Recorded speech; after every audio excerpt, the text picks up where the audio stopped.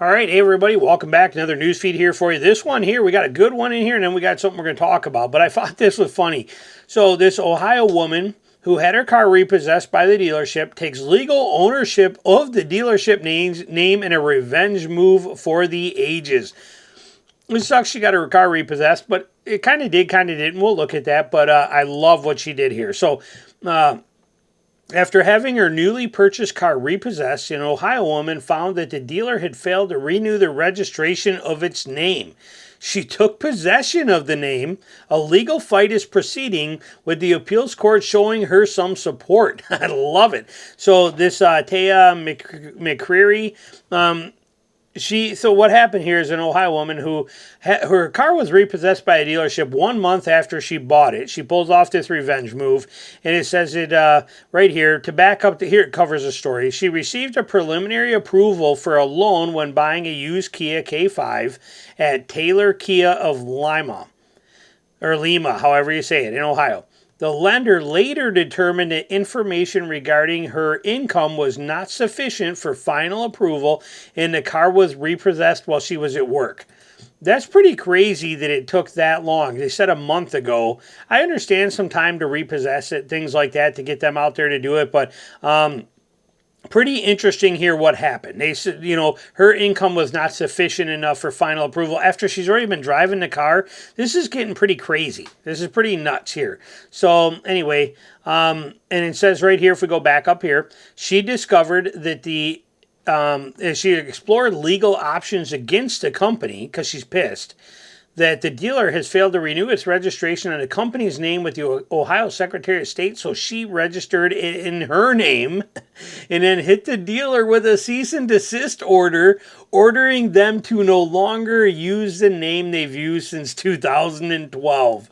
Oh my gosh, that is funny. I don't care how you cut it. I don't care whether she's right or wrong. I don't care. It's just funny. It's pure priceless and funny. So it says right here, once she responded in court with the demand that the owner cease using the name, the dealer argued that an arbitration clause in her agreement to buy the K5 made the court case invalid, and a judge agreed. That could have been just that. Could have been done. But the 3rd District Appeal Court ruled, well, McCleary, the girl that bought it, signed the arbitration agreement, and that would apply to the matter of the repossession. The claim over the use of the name Taylor Kia of Lima was not subject to the arbitration, and it had nothing to do with the Kia purchase.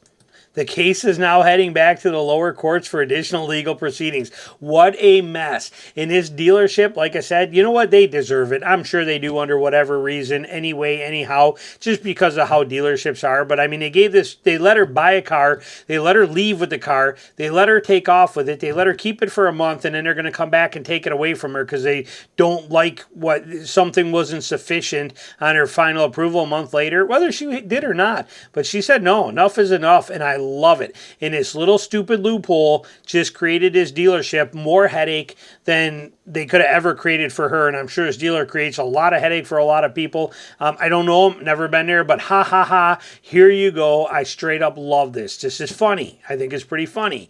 Is it right, wrong? We don't know. But it's just that legal loophole that she's just like, oh yeah, watch me. And I think it's pretty funny. I think it's pretty good. Now, this one here, not so funny, not so good. But car buyer auto debt is snowballing. Edmund says it is.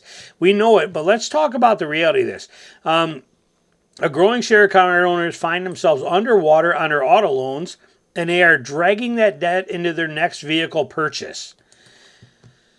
So that's bad. But let's dive in even more. Higher car prices, steeper loan rates have been combined to create an affordability crisis of the U.S. car buying market that's already been under broad financial stress. This is not good. This is a bad thing. When car buyers roll over debt owed on their trade-in into the purchase of their next vehicle, they can really get into trouble. Let's stop there for a second. First of all, no. Let's not stop there. Let me save that for the end. Let's just finish this, and then we're going to have a little chat about this. More than 1 in 4 vehicles trade-in are underwater, a 4-year high. 1 out of 4 vehicles that are traded in are underwater. This is not just because the vehicle itself its value is less. It's a combination. It's a combination of so look at the year we're in. Okay, it's the 2025. So most likely these new vehicles that were purchased, they were purchased right after the pandemic, right as the supply shortages, things like that, when prices were astronomical, dealers were doing dealer markups, everything was insanely crazy, and people were just had to have their new car, so they bought it, knowing that they were going to be underwater. That's one thing. The other thing is the margins that dealers want on your trades now. It used to be where a dealership would they'd give you your trade in and they'd try to make $2,000 or $3,000 when they resell it. Those days are gone. Now they're looking for $7,000, $8,000, $9,000 of profit after what they take it from you for and turn around and sell it for. They're just getting astronomical. So this is just going to get worse and worse.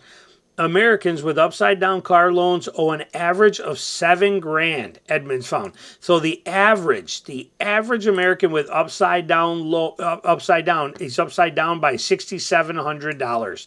That's a fortune. That's a lot of money.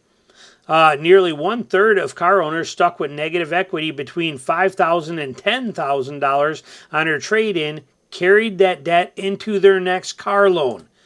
That is such a dangerous move. That is so bad. We'll come right back to it. The average monthly payment for buyers who rolled negative equity into their new loan climbed to $915 in the second quarter compared to $756 a month for overall industry. Bottom line, car owners are at risk of getting stuck in a cycle of debt that they cannot escape. A cycle. This is the key thing that you got to understand. What do you think is going to happen? Well, first of all, if they're rolling over debt on a trade-in to buy a new one and they're upside down in it, that means they're getting rid of the vehicle before they need to.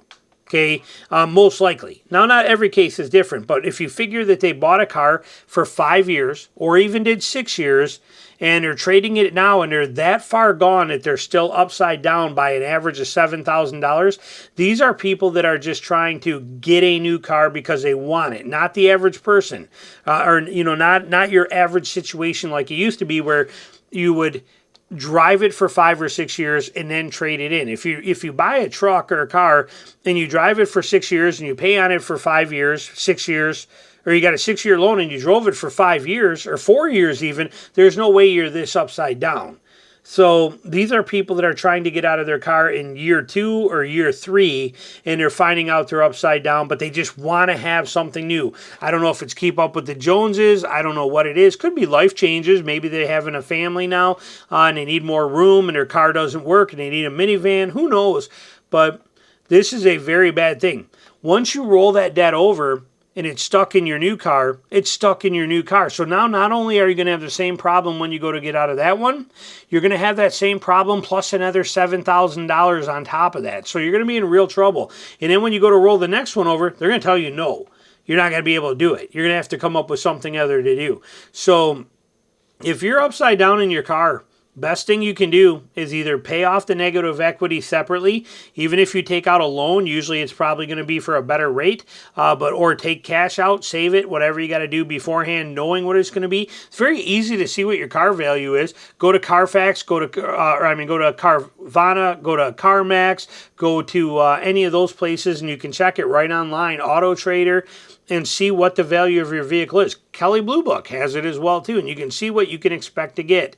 CarMax, Carvana will give you actual legit numbers to the penny, and you can see. And then if you look at that and you look at the amount of money you owe and you realize there's a $5,000, $6,000, $7,000, $8,000, $9,000, $10,000 difference, probably a good time to hang on to your car for a little while longer. Keep driving it, pay that down, because otherwise you're going to be in it again and it's going to be an ugly cycle. So questions, comments, put them below. Let me know what you're thinking. Thanks for watching.